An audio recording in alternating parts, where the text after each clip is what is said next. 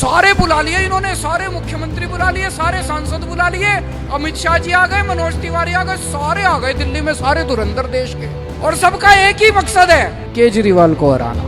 सारे लगे पड़े हैं मेरे पीछे, अपनी जान भी दांव पे लगाई देश के लिए, और ये कहते हैं कि केजरीवाल आतंकवादी है। अब निर्णय आप लोगों को करना है कि आप मुझे अपना बेटा मानते हो या आतंकवादी मानते हो। पिछले 5 साल में हम सब लोगों ने मिलके, मैं अकेला कुछ नहीं हूँ जी, केजरीवाल बहुत छोटा आदमी है, ये तो आपकी मेहरबानी थी, पता नहीं आपको क्या लगा 5 साल पहले आपने इतनी बड़ी जिम्मेदारी दे दी इस छोटे से आदमी को। लेकिन पिछले 5 साल में बिजली, पानी, स्कूल, अस्पताल ठीक करे हैं, सीसीटीवी कैमरे लगाए हैं। अब ये पिछले कुछ दिन में मैं देख रहा हूँ, अमित शाह जी रोज आते हैं और हमारी बेइज्जती करके चले जाते हैं। अभी 3-4 दिन पहले आए, बोले केजरीवाल ने कहा था मैं सीसीटीवी कैमरे लगवाऊंगा, बोले मैं 2 दिन से दूरबीन लेके देख रहा हूँ पूरी दिल्ली में, मुझे सीसीटीवी कैमरे नहीं दिखे। मैं आपसे पूछना चाहता हूँ, सीसीटीवी कैमरे लग रहे हैं नहीं लग रहे आपके यहाँ? तो झूठ बोल रहे हैं कि नहीं बोल रहे? ये शोभा देता है गृह मंत्री को इस तरह से खुलेआम झूठ बोलना, और इस बात से जनता को गुस्सा आ रहा है। मजे की बात यह कि वो जिस स्टेज से बोल रहे थे, मेरे ख्याल से लाजपत नगर में था, लाजपत नगर की जिस स्टेज से बोल रहे थे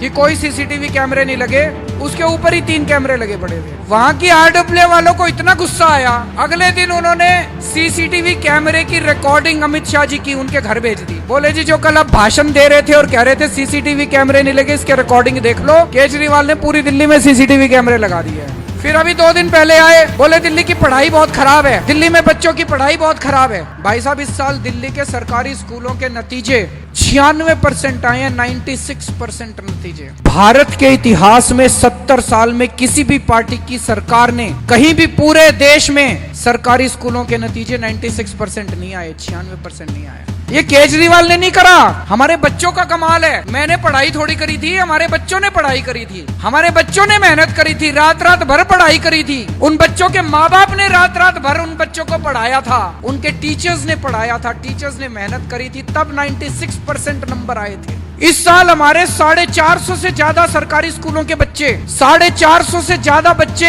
आईआईटी का पेपर पास करा उन्होंने। आईआईटी, जिनको नहीं पता, आईआईटी देश के सबसे बड़े इंजीनियरिंग के इंस्टीट्यूट है। मैं आईआईटी से पढ़ा हुआ हूँ, मैं भी इंजीनियर हूँ। बहुत मेहनत करनी पड़ती है आईआईटी पास करने के लिए, ऐसे ही नहीं होता। पूरे देश में 15 लाख बच्चे बैठते हैं आईआईटी के लिए और 3000 बच्चे पास होते हैं। उन 3000 में 450 बच्चे हमारे दिल्ली सरकारी स्कूलों के थे। बड़ी बात है कि नहीं है? आजकल इन्होंने प्रचार करने के लिए, इस बार दिल्ली की राजनीति में एक और बड़ी बात हो रही है, सारी पार्टियां इकट्ठी हो गई। पहले दिल्ली में 3 पार्टियां थी, बीजेपी, कांग्रेस, आम आदमी पार्टी। अब ये सारों ने गठबंधन कर लिया। इस बार BJP, Congress, JDU, RJD, LJP, पता नहीं कितनी पार्टियां उठा के ले आए पूरे देश से, और सारे मिलके इनका सबका एक ही मकसद है, केजरीवाल को हराना। इनके पास दिल्ली का कोई विजन नहीं है। बीजेपी ये नहीं बता रही कि इन्होंने एमसीडी में 10 साल में क्या काम करा।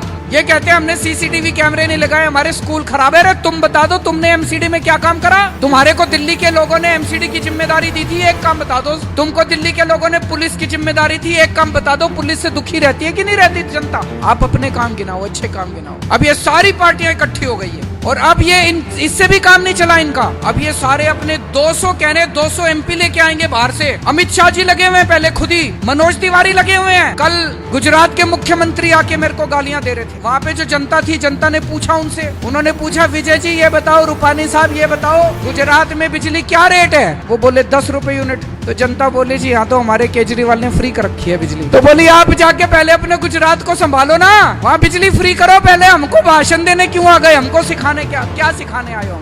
आज मनोहर लाल खट्टर साहब आए हुए थे, हरियाणा के मुख्यमंत्री। सारे बुला लिए इन्होंने, सारे मुख्यमंत्री बुला लिए, सारे सांसद बुला लिए, अमित शाह जी आ गए, मनोज तिवारी आ गए, सारे आ गए दिल्ली में, सारे धुरंधर देश के, और सबका एक ही मकसद है, केजरीवाल को हराना। सारे लगे पड़े हैं मेरे पीछे। खट्टर साहब से जनता ने पूछा, जनता बोली जी हरियाणा में कितने घंटे बिजली आती है रोज? वो बोले जी 10 घंटे। बोले हमारे केजरीवाल ने तो 24 घंटे बिजली कर रखी है दिल्ली में। तो बोले आप जाओ अपने हरियाणा, पहले हरियाणा में जाके बिजली ठीक करो, फिर यहाँ पे आना।